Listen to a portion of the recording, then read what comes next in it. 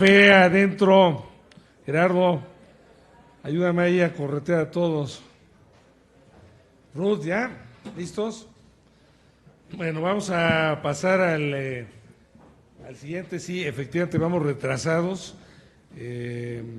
pero vamos a tratar de recuperar tiempo. Espero que todos seamos más sintéticos. Me da mucho gusto el que se haya programado este panel que se llama Humanismo Político en Práctica. Yo voy a leer nada más el currículum de quien lo va a coordinar, que es Lisbeth González Sámano, y ya ella se encargará de presentar pues a quienes ahora están en este panel, gente que conoce del tema y amigos nuestros. Lisbeth González Sámano es licenciada en Psicología en la Universidad Vasco de Quiroga, maestra en Desarrollo Organizacional por la Universidad de Guanajuato, maestra en Soluciones Sistémicas Sociales por el Instituto de Estudios Superiores SOULU, SADCB, tiene una especialidad de Programación Neurolingüística por el Centro Mexicano PNL y certificación internacional Soluciones Innovadoras para Empresas en Inteligencia Sistémica, en la misma anteriormente mencionada. Fue directora de Planeación y Organización del Secretariado Ejecutivo de Seguridad Pública de la Secretaría de Gobernación, subdirectora de Formación en la Secretaría de Gobernación, subdirectora también en la Coordinación de Mujeres del FONAIS de la Secretaría de Economía, responsable del área de desarrollo institucional del Sistema Municipal de Agua Potable del municipio de Guanajuato y actualmente es directora general y socia fundadora de la empresa Generando Desarrollo SC. Es presidenta de la Fundación Tomás Moro AC, enfocada a impulsar el humanismo político, profesora en línea de la Maestría de Desarrollo de Organización de la Universidad Latinoamericana. Cuenta con 27 años de experiencia en las áreas de capacitación, reclutamiento, selección, desarrollo, y si quiere alguien una consulta, atiende, no se da el horario a la hora que atiendes. Liz, muchas gracias por estar aquí con nosotros.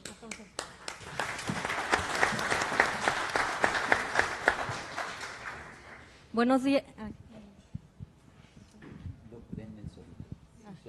Buenos días a todos y todas. Quiero agradecer a la UPAEP, en especial a Toño Sánchez por la invitación a la Fundación Tomás Moro, que es precursora del humanismo político y también del pensamiento de Tomás Moro. Y esta es una gran oportunidad. El foro se llama Humanismo Político en la Práctica. Es una gran oportunidad para hacer vivo el pensamiento de la Fundación Tomás Moro, que es precursora de esta línea, y lo más importante de este panel es hacerlo vivo, es demostrar que sí existe y que sí se puede aplicar. También quiero agradecer a los panelistas que nos han acompañado el día de hoy para dar testimonio de esta experiencia, en especial al doctor Matías Nebel, que fue el de la idea de traer y de aplicar esto y participar en este congreso. Pues voy a empezar presentando al doctor Matías Nebel, el primer panelista. Los tres van a contestar la pregunta. La pregunta es la siguiente: ¿es el humanismo cristiano algo más que una retórica? También puede considerarse una práctica particular, específica y diferente de cualquier otro tipo de humanismo. Iniciará el primer panelista, el doctor Matías Nebel. Él es de nacionalidad suiza. Matías Nebel es desde 2017 profesor investigador de tiempo completo de ética social y pensamiento social cristiano en la Universidad Popular Autónoma del Estado de Puebla. Es también director académico del Instituto Promotor del Bien Común de la misma universidad.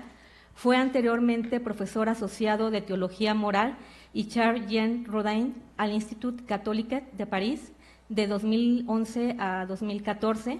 Entre 2011 y 2016 fungió como director creador de la Fundación Caritas Invirati en Ginebra, cual objetivo es crear la información estratégica requerida por el Nuncio Apostólico ante las Naciones Unidas en su labor diplomático. Previamente fue profesor de tiempo completo de ética en el Instituto Tecnológico Autónomo de México, así como profesor de tiempo completo de teología moral en la Universidad Iberoamericana. También ha sido Research Associate del Von Hugel Institute St. Edmund's College, Cambridge University, así como coordinador de la Escuela Doctoral de Teología de la Suiza Francesa. Desde 2009 es profesor invitado en la Università Cattolica del Sacro Cuore di Milano, Master in International Cooperation and Development. Ha publicado libros y artículos en el ámbito de la ética teológica, de la ética social, así como en el campo de la ética del desarrollo.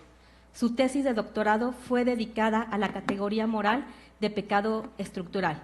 Su último libro es Searching for the Common Good, publicado con Thierry Collard, Baden-Baden, Nomus Verlag, 2018. Dirige actualmente un proyecto de investigación internacional dedicado a la creación de una métrica de las dinámicas de bien común. Muchas gracias.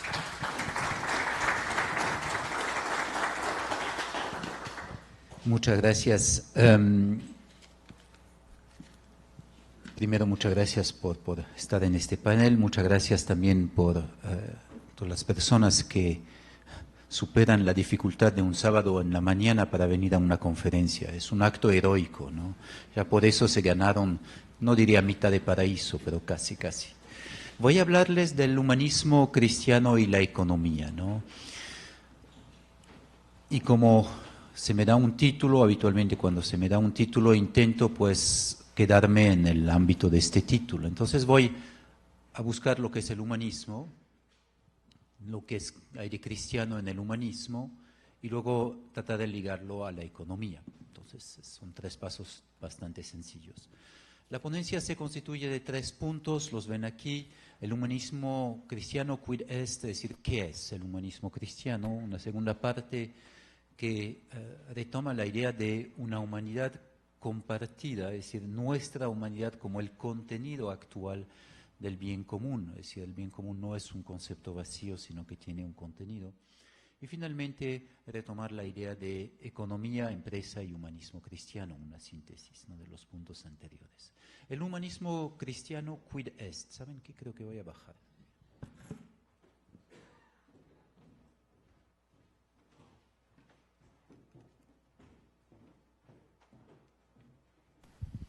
¿Qué es el humanismo cristiano? Pues el humanismo cristiano surge en sus orígenes, pues de estos tiempos que son contemporáneos a la creación de las universidades. Es decir, este tiempo extraordinario histórico donde hay un despertar del espíritu, hay un afán de conocimiento porque pues se crean las primeras grandes ciudades, la vida urbana se vuelve de nuevo posible en este siglo XIII y una élite intelectual pues ve la necesidad para la vida del espíritu, la vida pues de la mente.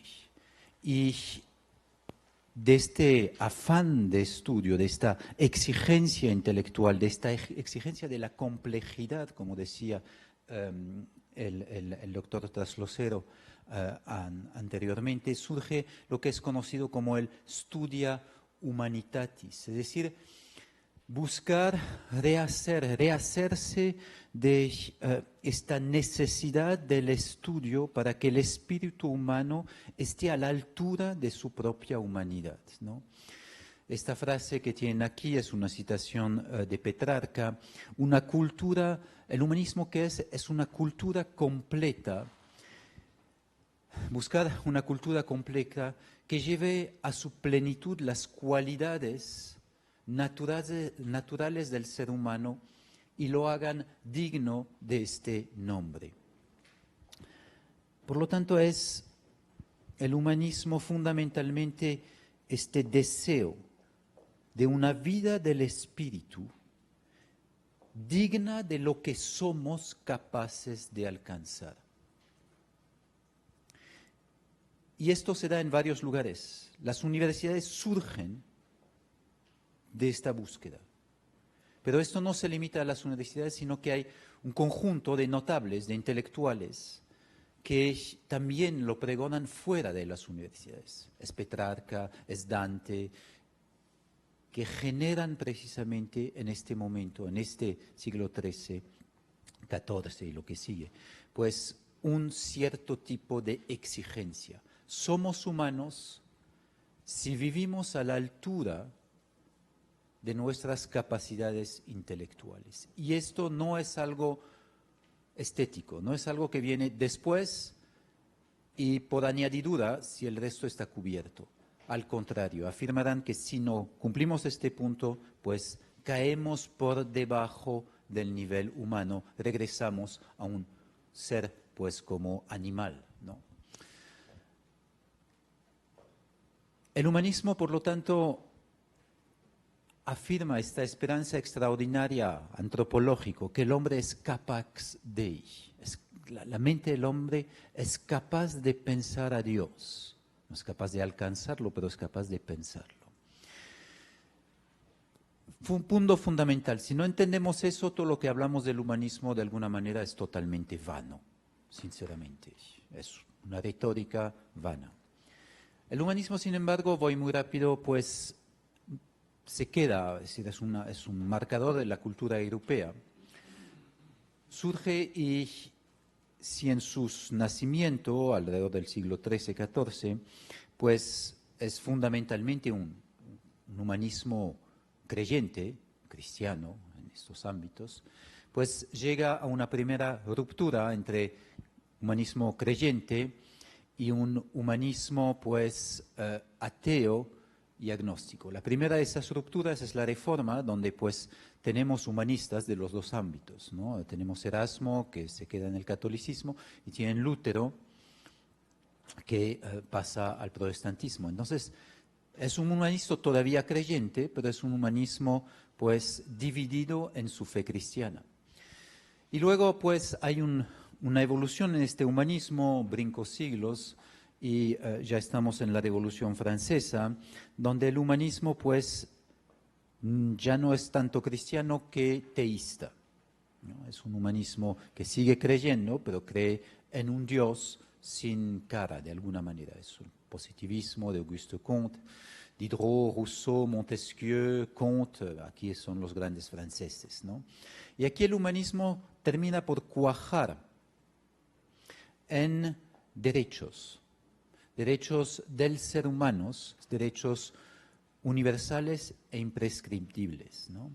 Derechos que vienen a proteger la vida del espíritu todavía en estos pensadores, algo que hemos totalmente perdido desde este entonces. Pero obviamente esto no es el último paso de esta progresiva secularización del humanismo, porque tenemos un punto de ruptura verdadero donde el humanismo deja de ser cristiano con el marxismo, en el cual obviamente se proclama la posibilidad de un humanismo ateo, ¿no? Un humanismo ateo que sigue siendo pues la gran preocupación de los siglos que siguen. ¿Qué es el humanismo creyente? Pues precisamente el humanismo creyente es algo que surge con la afirmación de posibilidad de un humanismo no creyente. Y aquí tienen algunos elementos. El humanismo cristiano de la segunda mitad del siglo XX, lo que nos toca a la mayor parte de nosotros, pues no es el mismo que el humanismo todavía cristiano del Renacimiento, ni el humanismo teísta o ateo de la Ilustración. No estamos en periodo de Tomás Moro. Nuestro humanismo ha de ser pensado diferente, está pues bajo preguntas diferentes. Se plantea ahora de manera eminente en el campo social. Al exterior está en reacción contra formas no cristianas de humanismo y ha de especificarse por primera vez, de hecho, como un humanismo creyente, un humanismo cristiano. El punto aquí es muy importante. El humanismo como lenguaje común hoy en día presta más bien a equivocaciones, ¿no? Cuando decimos que todos estamos a favor del humanismo, sí, pero ¿qué tipo de humanismos? El humanismo marxista no es el humanismo cristiano. Esta percepción no es mía, es la percepción, pues obviamente, del Concilio Vaticano II y es la percepción también de Henri de Lubac, uno de esos grandes teólogos, ¿no?, que formaron el Concilio Vaticano II, cuando afirma no es cierto, como se dice a veces, es decir, como dicen sus adversarios marxistas en este entonces, que el hombre pueda organizar la tierra sin Dios. Lo que es verdadero es que sin Dios el hombre solo podrá organizarlo finalmente contra el hombre. Un humanismo exclusivo es un humanismo inhumano.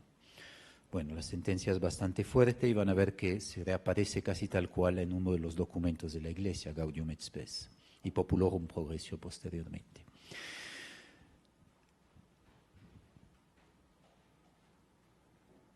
Por lo tanto, afirmar el humanismo es reafirmar precisamente esta dimensión de una posición clara. No es una posición cerrada, no es una posición puritana, es una posición cristiana dentro de un mundo en parte agnóstico que reafirma un cierto tipo de humanismo, afirmando finalmente que la fe no puede ser desligada como un elemento de lo privado que no tenga incidencia política y social.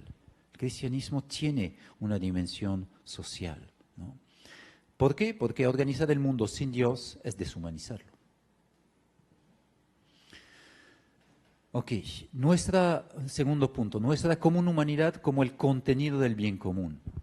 Tienen aquí algunos textos de la Iglesia. Gaudium et Spes, un documento del Segundo Concilio Vaticano II, pues empieza con eso. Eso es el humanismo del siglo XX que proclama la Iglesia. Y vean qué positivo es, ¿no?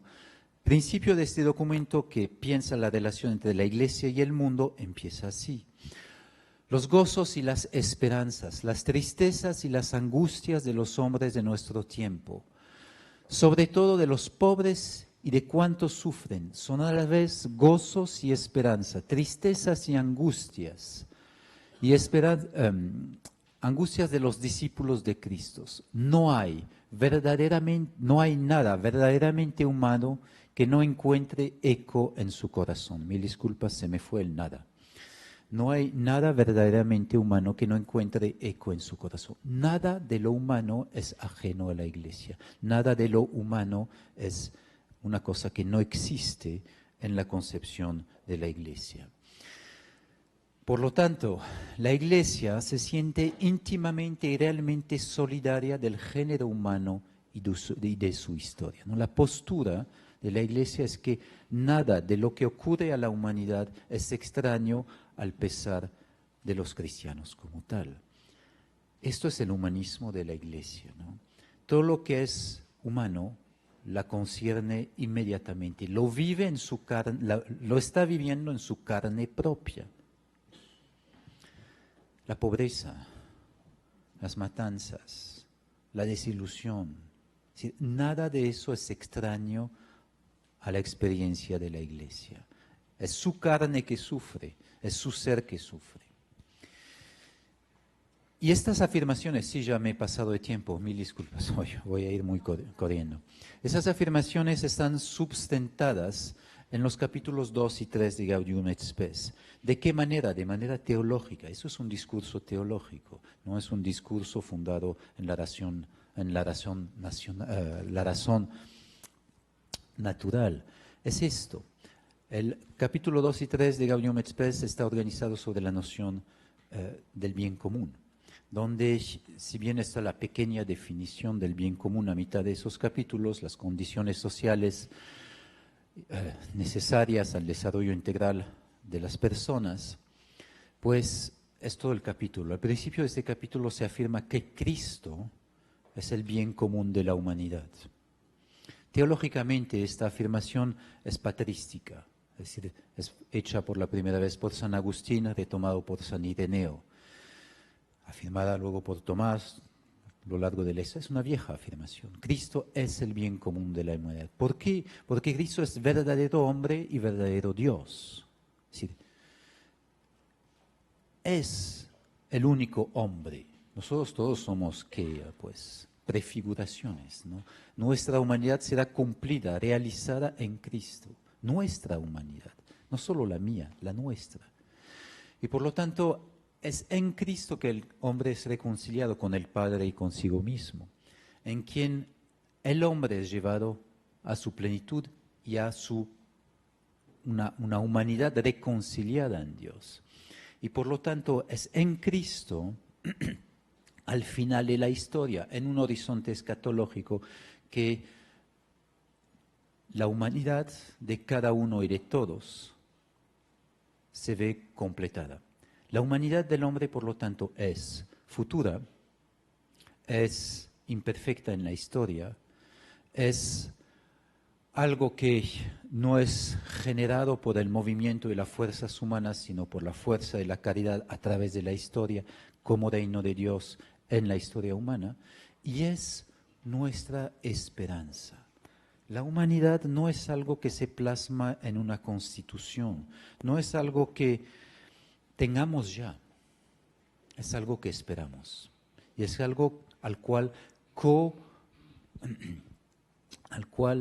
cooperamos. No somos los instrumentos de nuestra humanidad, sino que es el Espíritu de Dios en la humanidad que genera progresivamente nuestra humanidad. Eso es la afirmación teológica de la Iglesia, a la cual nunca ha renunciado. Está en los documentos. Está en el trasfondo de esos documentos, y quien no es teólogo obviamente quizás no la vea, pero eso es la afirmación. Y de aquí surge la noción de desarrollo integral. De aquí surge la noción de desarrollo integral, de estas afirmaciones. Leo nomás el texto de Populorum Progressio y con eso termino, no diré nada sobre la economía. Es un humanismo pleno el que hay que promover. ¿Qué quiere decir esto? Sino el desarrollo integral de todo hombre y de todos los hombres. ¿Cómo se puede afirmar esto sin la afirmación teológica anterior? De todo el hombre y de todos los hombres. Esta frase, fuera del contexto religioso, es totalitaria. Totalitaria. Desarrollo integral de todo el hombre y todos los hombres. Es 1984, de Orwell. Fuera del horizonte escatológico y de la persona de Cristo, en el cual se reconcilia el bien de cada uno y de todos. Bien. Ciertamente el hombre puede organizar la tierra sin Dios, pero al fin y al cabo sin Dios no puede menos de organizarla en contra del hombre. El humanismo exclusivo es un humanismo inhumano. Es la citación de Lubac que está aquí integrada en Populorum Progressio. El desarrollo integral, pues el desarrollo no se reduce al simple crecimiento económico. Para ser auténtico debe ser integral, promover a todos los hombres y a todo el hombre. Esta afirmación solo es posible, como lo dije, pues dentro de una afirmación cristiana. En resumen, y aquí me quedo, la humanidad es una entelequía, en el sentido de aristotélico de la palabra. Nuestra humanidad es dada en un advenir. Adviene. Viene hacia nosotros desde el fin de la historia, ¿no? Y no adviene. Es decir, la humanidad viene desde nosotros, desde el fin de la historia, significa que no somos nosotros que la producimos constantemente, no se construye progresivamente, sino que nos adviene a nosotros a partir de otro. Lo que significa que es futura y que es el objeto de nuestra esperanza. Luego que el sujeto de la humanidad no son los individuos, sino que somos nosotros. El sujeto de la humanidad es un plural, es una comunidad. ¿Somos humanos juntos o no lo somos? No lo somos. Si uno de estos está dejado fuera, pues algo menga en mi humanidad. Si para maximizar el bienestar necesitamos que sacrificar los pobres, somos inhumanos, menos humanos. Nuestra común humanidad es precisamente el contenido del bien común universal. ¿En qué consiste el bien común? Pues en ser humano, ser humanos juntos, aspirar a una humanidad, creer que es posible, es nuestra esperanza. Si abandonamos esto, pues abandonamos el bien común. Y finalmente la humanidad es la obra perenne de la política. Vivir juntos como seres humanos. El fin de la política no es la justicia, no es algún tipo de acuerdo estúpido como el contrato social, por más bienes que ha llevado el contrato social. Es un bien, ¿no?, el contrato social. Pero es mucho más. El fin de la política es ver cómo podamos vivir juntos como seres humanos y no como cucarachas, como siempre digo. Somos más que cucarachas, ¿no? Tenemos espíritu y regreso al humanismo. Tenemos que vivir a la altura de nuestras capacidades intelectuales. Capax Dei. Muchas gracias.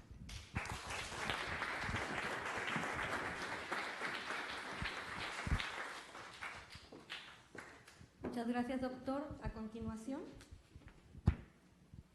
viene el tema Humanismo Cristiano y Política, Jóvenes y Mujeres.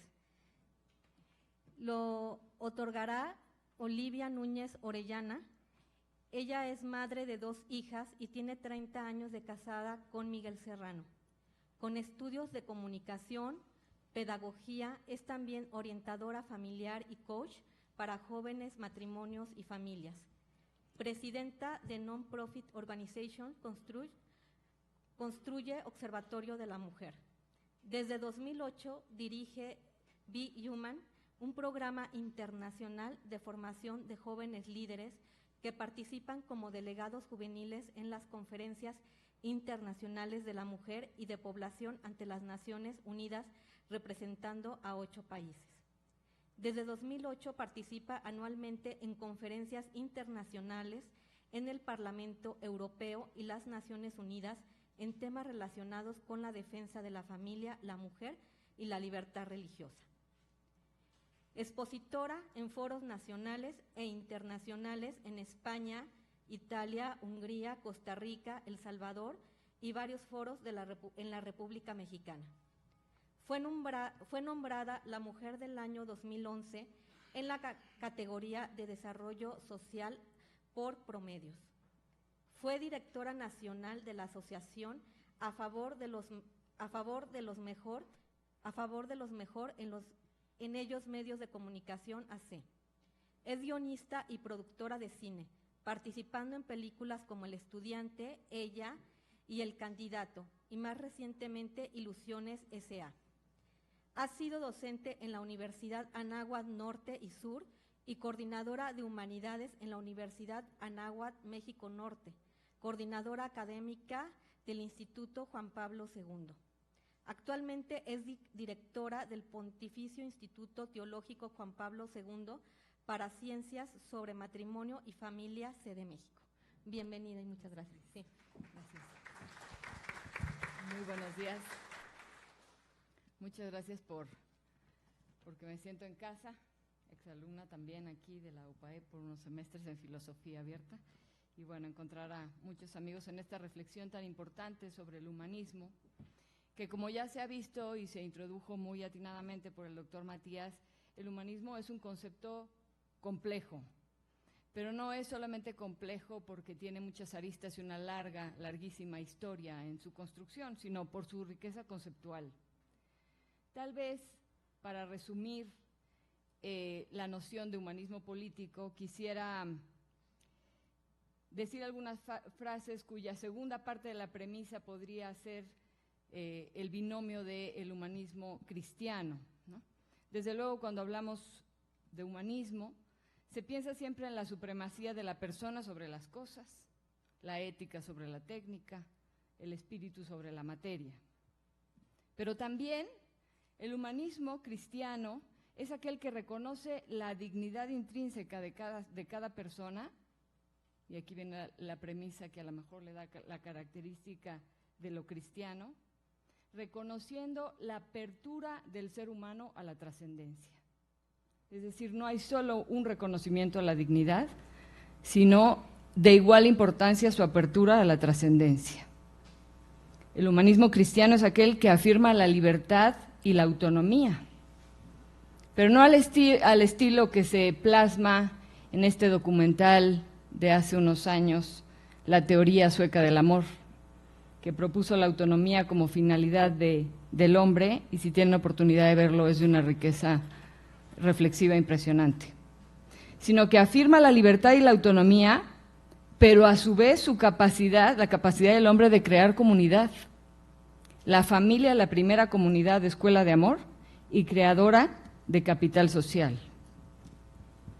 El humanismo cristiano afirma la primacía de la persona sobre el Estado, pero a su vez el deber de cada persona de colaborar solidariamente en la construcción del bien común.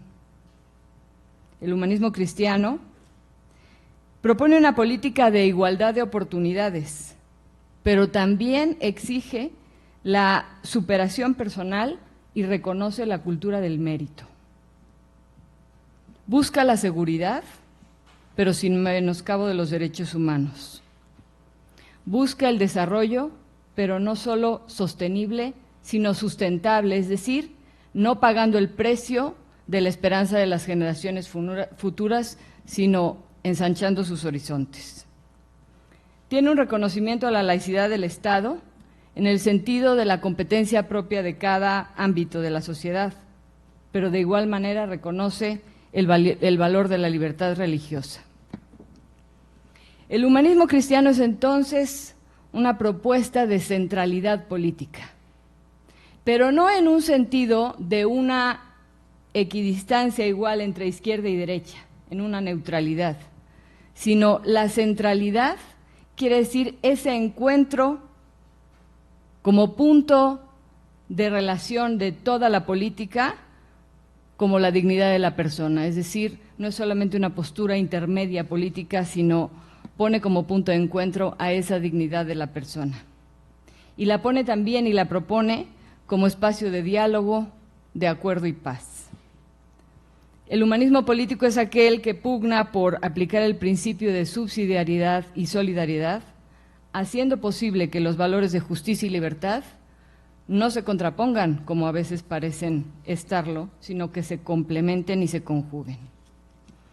En ese sentido, en una experiencia, como se mencionaba, de tratar de transmitir a los jóvenes esa vivencia transformadora del humanismo político, me dio mucho gusto recordar el lema de la universidad, esa que transforma, porque la diferencia, como lo decía Jorge, no puede ser una idea, sino tiene que volverse una transformación de la persona y de la sociedad, si no es ideología. Aún el cristianismo corre el riesgo de ser una ideología si se queda como idea y no transforma la vida personal y la sociedad en la que se habita. Hay un llamado especial para vivir esta cultura de humanismo político para los jóvenes y para las mujeres, me atrevo a decir, sin menospreciar la acción de los hombres en esta tarea. A los jóvenes, por su anhelo particular, por su capacidad de renovada esperanza, y a las mujeres por su capacidad fecunda de convertir la tierra en una gran familia. Por eso me gustaría mencionar algunas claves que pueden caracterizar a este humanismo político. Como ya decíamos, la centralidad de la persona, reconociéndolo como un ser con intrínseca dignidad, como lo decía el doctor Trasloceros, desde su nacimiento hasta su muerte natural, pasando por todas las etapas y circunstancias de la vida. Otra clave sería concebir y vivir la solidaridad, no solo como simple filantropía, sino como el rostro social del amor. Defender la convergencia entre ética y política. Estas dos no solo coinciden, sino que se atemperan y hacen posible la convivencia humana. Otra clave es la firme creencia en los principios, verdaderos principios de pluralidad, inclusión y convivencia, en donde cada uno encuentre todas las oportunidades para su máximo desarrollo y juntos encontremos el desarrollo de la humanidad toda. Otra clave es la educación como el motor del desarrollo personal y social, entendiendo como escuela primera para la educación a la familia. Una más, luchar contra la pobreza generando verdaderas oportunidades para todos, reconociendo la cultura del mérito, pero abriendo el mayor horizonte para cada persona. La lucha incansable por la seguridad, pero no pagando el precio de la paz barata, que es el dejar pasar, dejar hacer, para no generar conflictos, sino una seguridad que venga de una paz entendida profundamente por todos.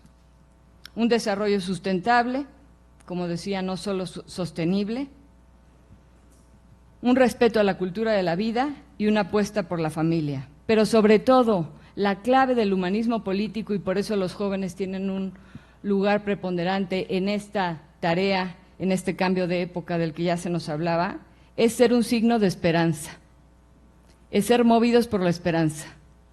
El mundo necesita un anuncio y muchas veces perdemos mucho tiempo en generar denuncias. Necesitamos un anuncio que, si es necesario, denuncie aquello que no está bien, pero tenga como finalidad el anuncio mismo. En palabras muy simples, cuando trabajamos en este proceso de conformación y formación de jóvenes para que participen en los temas de política internacional y vayan a la ONU, como lo hacemos desde hace 12 años, a defender la vida, la familia, la complementariedad entre hombre y mujer, siendo estos valores que ellos tienen de manera intelectual, les digo, de lo que se va a tratar esta experiencia es que cambies, son un cambio de CES como letra, ¿no?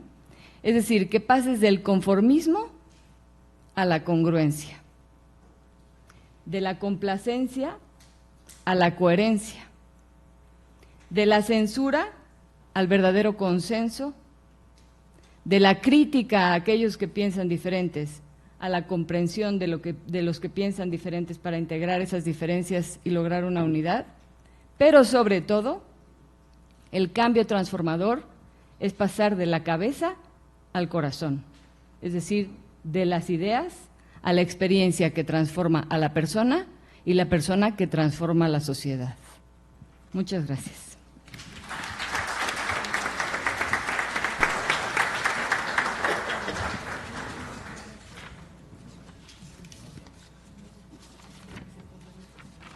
Agradeciendo a la maestra Olivia Núñez, pasamos al siguiente tema, que es Humanismo Cristiano y Participación Ciudadana, que está a cargo de Raúl Vázquez Osorio.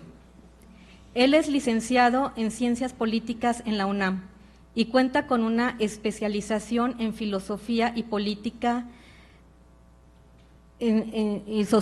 Política Social en la Universidad Panamericana.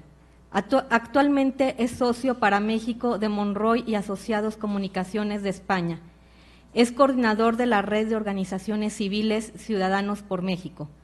También es presidente de la Coordinadora Ciudadana Agrupación Política Nacional desde noviembre de 2016 a la fecha.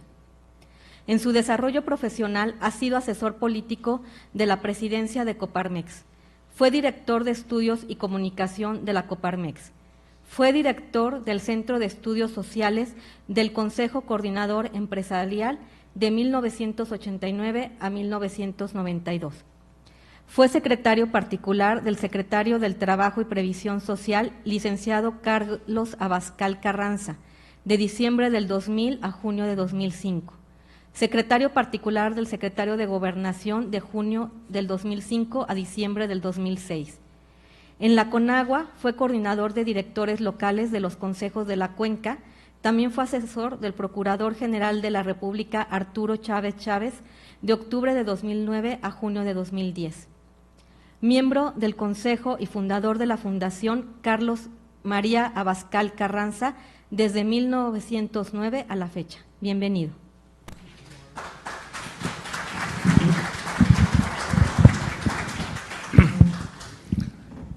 Muchas gracias Lisbeth por esta invitación, a Toño Sánchez, a la UPAEP. Yo recuerdo hace muchos años, cuando era joven, que venía yo a Puebla y las primeras veces que vine a la UPAEP era una universidad que empezaba, tenían una sede no sé dónde, pero eran instalaciones ya viejas, pero tenían el vigor del comienzo. Y hoy que regreso a esta universidad, y veo esta espléndida sala y veo las instalaciones, pues realmente me siento muy, muy privilegiado y muy contento de estar aquí con ustedes, el que me hayan invitado a compartir ideas y experiencias de la participación ciudadana en la política bajo una óptica precisamente de humanismo cristiano. Debo de confesarles que uno de mis 6 hijos es egresado de esta universidad, entonces conozco bien a la UPAEP a través de mi hijo. Él estudió ciencias políticas y algo, él no está aquí, por eso lo puedo decir. Algo que yo siempre les digo cuando comparto algunas ideas es que cómo me hubiera gustado vivir en mi universidad, cuando yo estudiaba ciencias políticas, un evento, un foro como este, donde se habla tan claro de la visión humanista y del humanismo cristiano. No tuve yo esa experiencia en la universidad, mi hijo Santiago sí la tuvo, y yo creo que dejó una profunda huella en su formación profesional. Entonces, les agradezco, con mucha humildad vengo aquí a compartir algunas experiencias, algunas ideas importantes que veo de una participación política posible. Hace muchos años, también, cuando era joven, yo venía a Puebla y alguna vez conocí la catedral, esta espléndida catedral barroca que tienen ustedes aquí en Puebla, y uno de mis maestros me llevó hasta el altar, al final, el último altar, el altar de los reyes, y entonces me decía, mira, estos que están aquí, que son santos, 6, 3 hombres y 3 mujeres, ahí había paridad entre hombres y mujeres, hay paridad, ahí están, en este espléndido altar de los reyes en la Catedral de Puebla, era motivo de una profunda reflexión, de decir, mira, estos santos, que fueron reyes y reinas, están en los altares y se santificaron a pesar de haber ejercido el poder político. Yo creo que no, yo creo que más bien en el ejercicio del poder político, en el ejercicio de la autoridad, en el ejercicio del gobierno, se santificaron y están ahí en los altares. Y ahí está San Fernando y San Luis de Francia, San Eduardo de Inglaterra, Santa Isabel de Hungría, Santa Margarita y Santa Elena. Y uno se queda admirado de que estos hombres, en el ejercicio del poder y de la autoridad política, hayan llegado a los altares y hayan hecho del poder y de la autoridad un ejercicio de virtud. Y me dirán, bueno, pues eso fue antes, hace muchos años, eso es cosa del pasado. Y sí es cierto, es cosa del pasado, pero yo creo que en el presente, en nuestra época actual, también tenemos buenos ejemplos de humanismo político o de humanismo cristiano que ejerce la política. Y ejercer la política es sobre todo ejercer el poder y la autoridad. No se concibe una autoridad sin poder. Y aquí entramos un poco a la reflexión de que yo veo desde mi práctica política, que hay 2 grandes corrientes actualmente que explican un poco esto del poder y esto del ejercicio de la política. Por una, donde nos inscribimos nosotros, donde yo me inscribo, donde se inscriben los ponentes que hoy he escuchado con gran interés y con verdaderamente aplaudo las ponencias que he escuchado, del humanismo cristiano. Hay una corriente del humanismo cristiano que pone en el centro de todo a la persona, que está luchando por la primacía de la persona sobre el Estado, pero también como un Estado que debe procurar el bien común que no es más que el bien que nos es común a todos, que no es la suma de los bienes particulares, no, el bien común es algo más profundo, más diferente, es el bien que nos es común, el bien común. Y en esta corriente del humanismo hay grupos políticos, organizaciones, la Red de Ciudadanos por México, que yo tengo el gusto de coordinar y que ahorita les platico un poco qué hacemos, se inscribe en esta corriente. La Coordinadora Ciudadana, Agrupación Política Nacional, que también presido, se inscribe en esta corriente.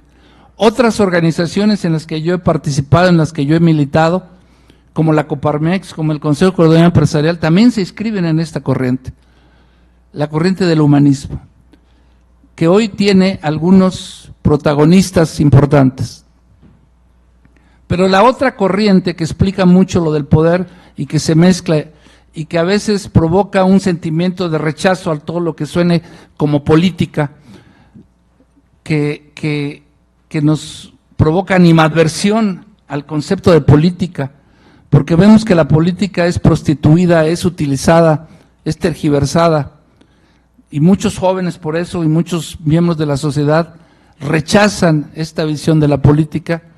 Pues es la visión que nace con Nicolás Maquiavelo, que escribe su famoso libro El Príncipe, donde da una serie de consejos para que el príncipe, el gobernante, consiga el poder y consiga también, además de conseguir el poder, consolidarse en el poder. Como que la lógica maquiavélica de la política, de poner el poder en el centro, en la explicación, en la justificación de todo, permea a las instituciones sociales y a las instituciones políticas en el mundo y en México. Esta expresión típica que se le atribuye a Maquiavelo, que nunca la dijo, pero que cuando leemos El Príncipe sacamos esa conclusión de que el fin justifica los medios. Maquiavelo nunca la dijo tal cual, pero si leemos El Príncipe está clarísimo que la enseñanza de Maquiavelo es esa: el fin justifica los medios. Y en la visión maquiavélica de la política, que el fin justifica los medios, entonces se vale de todos, rechaza la ética, rechaza los objetivos superiores de la política y del bien común. Pero esta visión humanista de la política y esta visión maquiavélica de la política conviven, coexisten en el mundo moderno, en la realidad política de México y en la realidad política del mundo. Y entonces, ejemplos de políticos maquiavélicos sobran. ¿Ejemplos de políticos humanistas existen? Esa es la gran pregunta.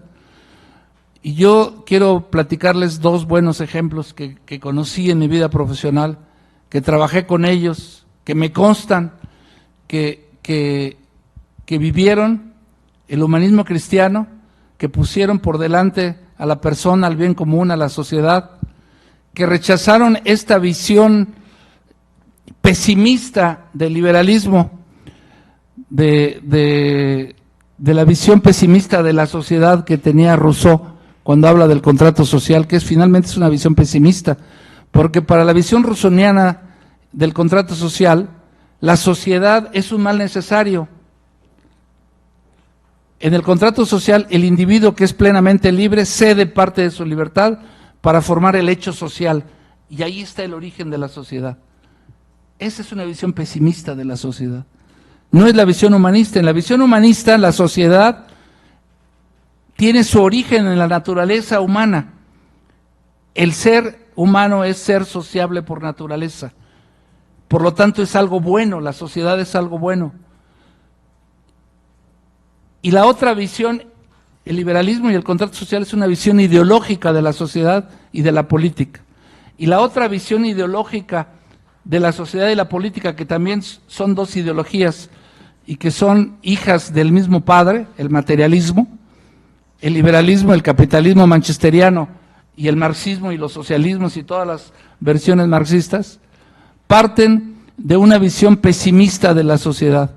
Y en medio del individualismo y del materialismo, del colectivismo materialista, que ambos finalmente son materialismos, en medio está la visión del humanismo cristiano, que promueve la solidaridad. entre el individualismo egoísta y el colectivismo que frustra, está la solidaridad, el principio de la solidaridad para construir el bien común. Y en esa visión solidaria, práctica, realista de la política, dos personajes que conocí. Don Lorenzo Servitje. Yo fui director del Centro de Estudios Sociales del Consejo Coordinador Empresarial y don Lorenzo me contrató y fue mi jefe. Un empresario dedicado a la política. A veces, como que él no lo sabía, él no quería asumir que hacía política. Al final de su vida, tuve muchas oportunidades de platicar con él, y él reconocía que su vocación era la política. La política en el sentido cristiano, en el sentido de trabajar por el bien común, de construir la solidaridad, la subsidiariedad, poner en el centro de la vida social y de la vida política a la persona. Y don Lorenzo hacía política desde los organismos empresariales. Y él entendía que los organismos empresariales de afiliación libre y voluntaria de los empresarios eran para la política. Ese es el sentido profundo de los organismos empresariales y de los organismos de la sociedad civil. Al final es la política. Porque la política en la visión humanista no se circunscribe a la visión estrecha de la participación política en partidos. La política es mucho más que la participación en partidos. Por supuesto que participar en partidos políticos es algo importante y es algo de la política, pero la verdadera visión de la política es mucho más amplia. Y don Lorenzo Servitje hacía política desde los organismos empresariales. Y teníamos un centro de estudios sociales. Cuando él me contrata me dice, mira, aquí se llama Centro de Estudios Sociales porque los empresarios todavía no asumimos que se trata de hacer política. Pero en el Centro de Estudios Sociales del CCE no hacíamos estudios sociales, hacíamos estudios políticos y hacíamos política. A eso nos dedicábamos. Y luego tuve oportunidad de conocer al presidente de Coparmex, Carlos Abascal, 1996-1997. Y Carlos Abascal es la gran novedad en la política mexicana. Carlos Abascal es un católico, un político humanista, que nos viene a decir a todos los mexicanos de hoy, de este tiempo, que es posible vivir el humanismo cristiano en la política y dar resultados. Hay algunos que dicen que no conocen bien a Carlos, que decían, miren, Carlos Abascal es tan bueno, tan bueno, tan bueno. Y era un gran cristiano, un gran católico, un hombre verdaderamente militante en su fe católica, en el humanismo político. Decía, Carlos Abascal es tan bueno, que él no busca el poder. Y yo les decía, no se equivoquen. Me consta. Carlos Abascal buscaba el poder. Carlos Abascal buscaba el poder. Recuerdo la primera vez que me senté con él en su oficina cuando tomó la presidencia de la Coparmex, en 1995. Lo fui a felicitar, era mi amigo, lo fui a felicitar, me recibió en su despacho y me dice, oye Raúl, ¿qué tengo que hacer? Fíjense su pregunta. ¿Qué tengo que hacer para conseguir poder? Por supuesto que él buscaba el poder. Claro que quería el poder. Porque un político que no busca el poder pues no es político. Un flaco político, ¿verdad?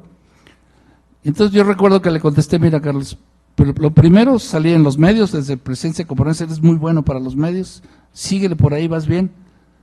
Y vaya que sí fue bueno Carlos Abascal para manejarse en los medios de comunicación. Primero. Segundo, la vertebración de la sociedad. Vincúlate a la sociedad, organiza a la sociedad. La sociedad, la participación ciudadana en la sociedad, desde la sociedad, para construir contrapesos. Hoy es lo que hay que hacer. En este momento, ante el entorno político nacional, es fortalecer a la sociedad, crear contrapesos eficaces para la sociedad. La red de Ciudadanos por México, en la que Lisbeth participa y en la que muchos participamos, es un grupo de organizaciones sociales que desde la sociedad hacemos política humanista, política para el bien común, para crear contrapesos, para participar en la definición de mejores políticas públicas para el Estado mexicano. Ese fue mi segundo consejo a Carlos Abascal. Y vaya que si lo siguió, no es porque yo se lo haya dicho, sino porque él era un político convencido. Y el tercer consejo que le di, ya no me acuerdo, pero se lo di. La verdad es que ya no me acuerdo. Con esto les quiero decir es que Abascal efectivamente buscaba el poder. Tenemos los que nos dedicamos a la política, desde la sociedad, desde la ciudadanía, o desde los partidos, o desde el empresariado, que entender que el poder es un medio, que se necesita del poder para ejercer la autoridad. No hay autoridad sin poder, pero sí puede haber poder sin autoridad. Y entonces la diferencia de Abascal, de un político humanista con un político maquiavélico, es ¿para qué quieres el poder? El político maquiavélico busca el poder para servirse del poder, para enriquecerse, para pensar primero en sí mismo, en una visión egoísta. El político del bien común, el político humanista, busca el poder, necesita del poder, pero Abascal me acuerdo que me lo decía muy claramente, mira, yo quiero el poder para servir mejor a Dios, para servir mejor a mi prójimo, para servir mejor al bien común. Esa es la diferencia. No nos equivoquemos. Abascal no era tan bueno que no buscaba el poder, no. Él buscaba el poder y me consta. Por eso fue secretario del Trabajo después. Por eso buscamos la Secretaría de Gobernación, la buscamos. No nos cayó del cielo, la buscamos y ganamos la Secretaría de Gobernación. Y desde Gobernación hizo un espléndido trabajo como secretario de Gobernación, dándonos un mensaje de que sí es posible. El reto de Abascal era, oye, es posible que un hombre como Abascal, católico convencido, de fe militante, un hombre que lo primero que hacía ya acabé, ya tengo que acabar. Termino, un minuto. Lo primero que hacía en la agenda del día, y lo sé bien porque yo hacía la agenda, yo era el particular, era la misa diaria. La misa diaria. Me consta que nunca le falló la misa a Abascal. Todos los días de los 6 años que gobernamos, fue todos los días a misa y comulgó todos los días. Y luego tenía sus ratos de oración en la oficina, en la agenda le poníamos ratos de oración, luego venía su discurso político, su congruencia. Entonces el reto era, oye, un hombre así va a poder gobernar.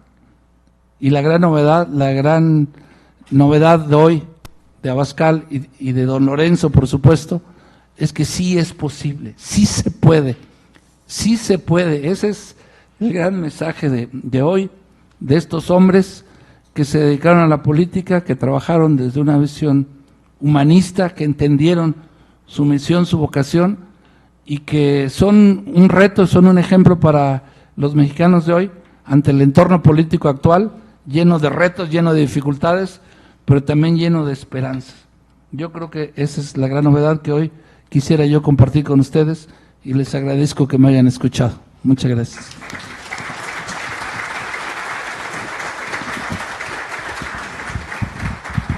Muchas gracias al licenciado Raúl Vázquez. Procedemos a la parte de preguntas y respuestas. Muy breve, 5 minutos.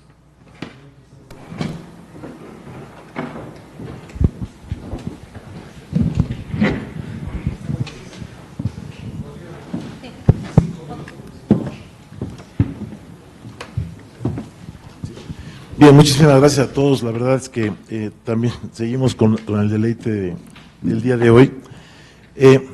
Cuando platicaban hace un momento, sobre todo cuando Matías estabas comentando lo del, recordábamos a Henry de Lubac, y esta idea de que el humanismo exclusivo es un humanismo inhumano.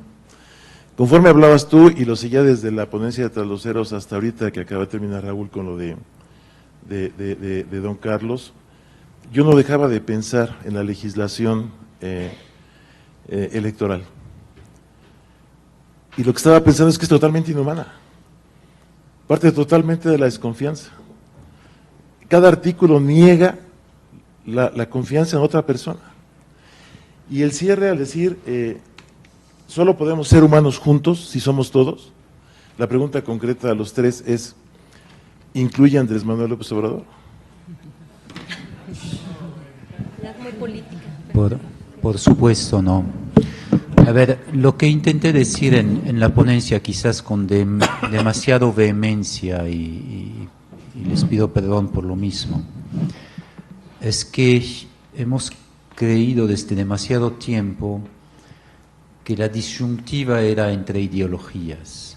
La disyuntiva del siglo XXI no es tanto una disyuntiva entre convicciones políticas, es una disyuntiva entre formas de neopaganismos y formas de fe.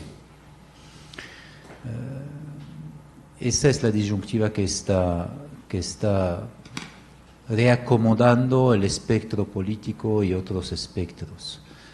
Lo he vivido en Naciones Unidas, los bloques se orientan, digamos, en gran parte sobre esta disyuntiva. Un mundo sin Dios y un mundo con Dios, cual sea la fe, budismo, hinduismo, cristianismo, es la disyuntiva, ¿no?, alrededor de la cual los países se realinean hoy en día.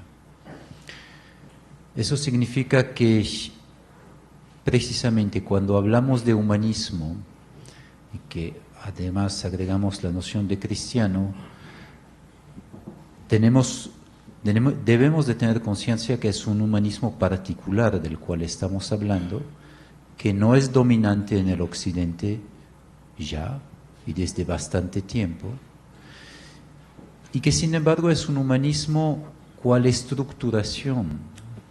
Es decir, es un humanismo que se proyecta sobre el horizonte escatológico, solo seremos plenamente humanos a futuro. Permite el diálogo con otras formas de humanismos. Por lo tanto, hay realmente una coincidencia, como bien lo viste, con la conferencia de Jorge Traslocero, ¿no? Es una continuidad. La complejidad es lo que nos une, y el diálogo es lo que nos une. Lo que nos une es el trabajo para generar una humanidad compartida. Y como bien lo ves, efectivamente, la legislación o todas las constituciones es afirmar derechos que se terminan donde empiezan los derechos del otro. No es concebir que seremos libres juntos o no. Es decir, es una afirmación que la libertad es un hecho individual y no colectivo.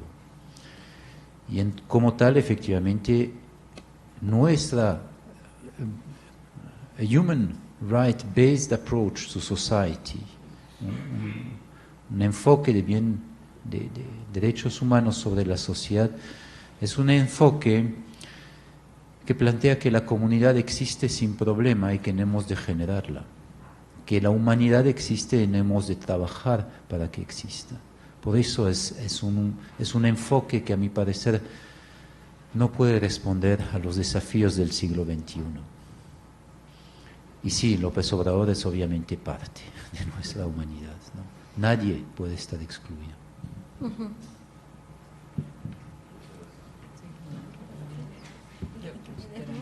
¿Alguien más quiere? Sí. Ya.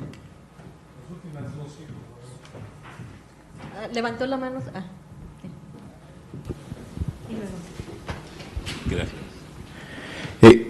Antes de agradecer esa invitación y felicitar a los organizadores y obviamente a todos los ponentes, también quiero hacer la pregunta. La pregunta va en relación a todos los conceptos que se han vertido desde la primera conferencia sobre ideologías. Mi pregunta va en el sentido de conocer, en resumen o en síntesis, ¿qué definiría a esas ideologías?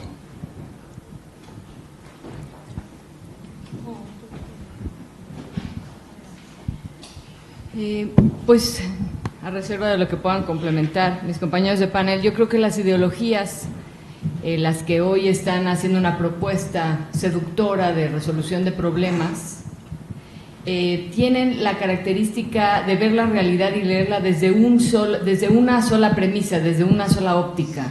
Es decir, toda la realidad pasa por un solo tamiz. Pensemos, por ejemplo, en la ideología de género, ¿no? toda la realidad es leída bajo un solo tamiz.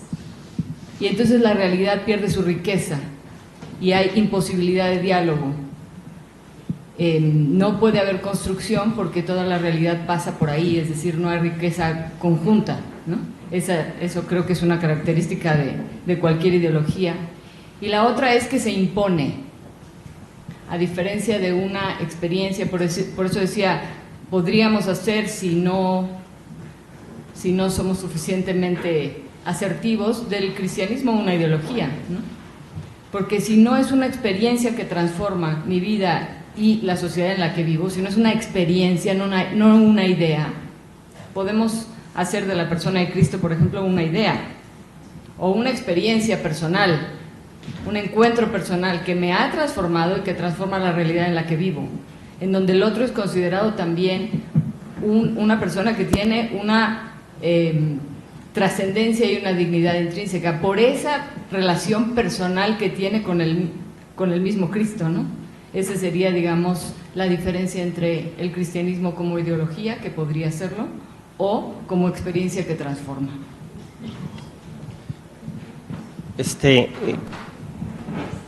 Yo quería preguntar concretamente, hablaste sobre la esperanza, que habría que sembrar, tener esperanza, que había que sembrarla.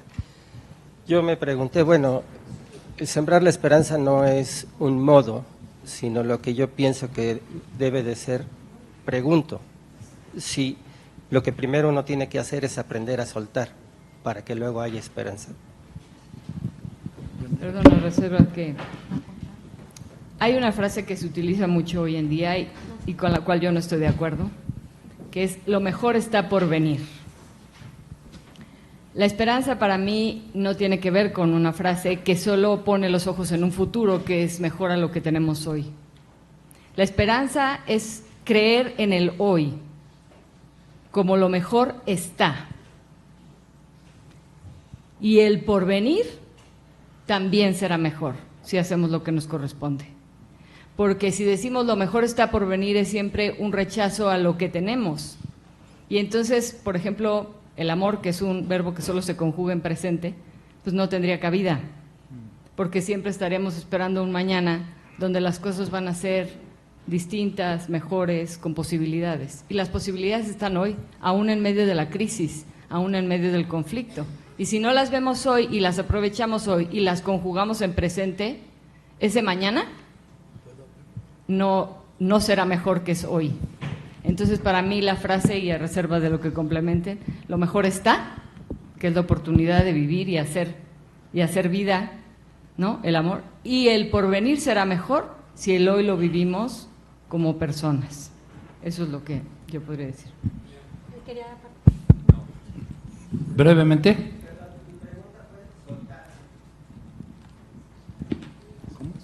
Soltar. La esperanza. A ver si... No entendí, a ver, ¿me nos puede repetir?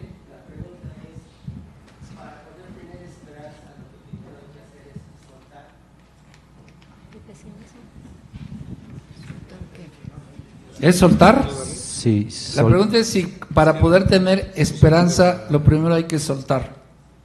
¿Soltar qué? El pesimismo. ¿Perdón?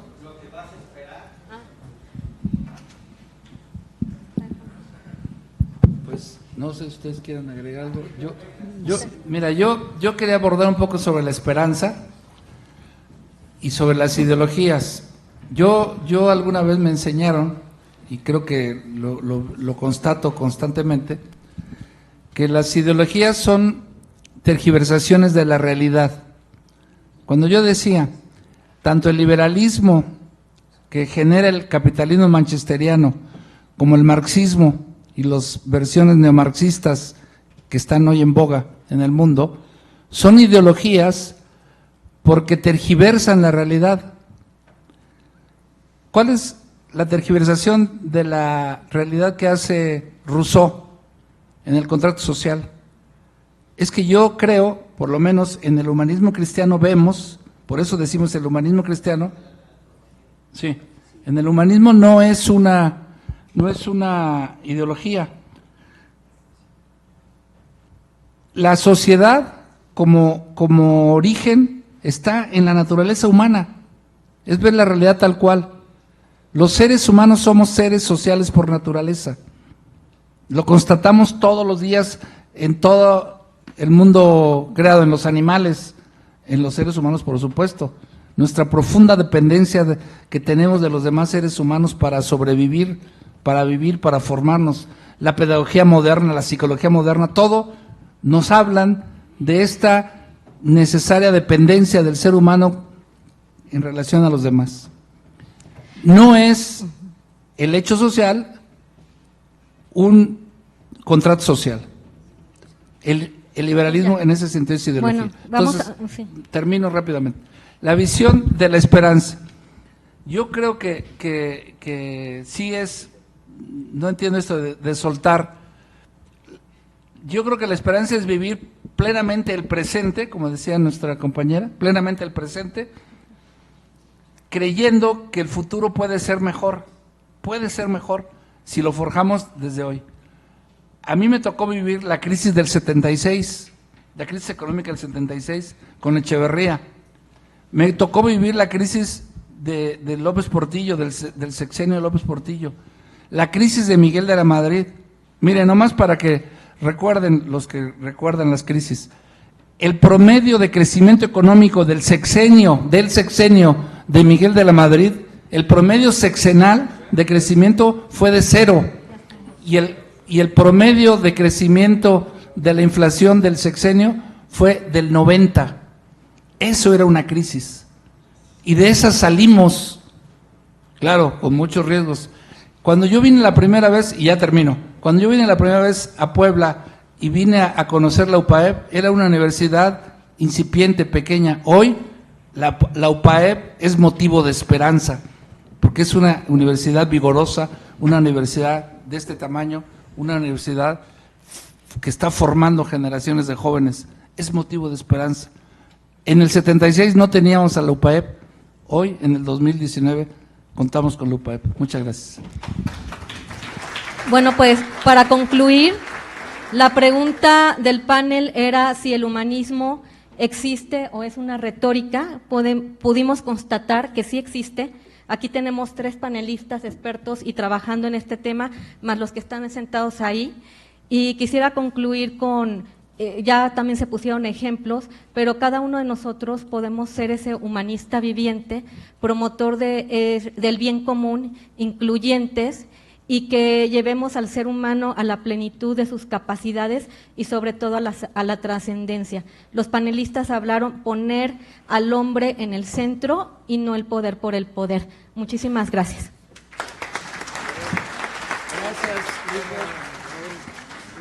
Y unos dulces, a ver si los te ayudamos. Muchísimas gracias. Gracias.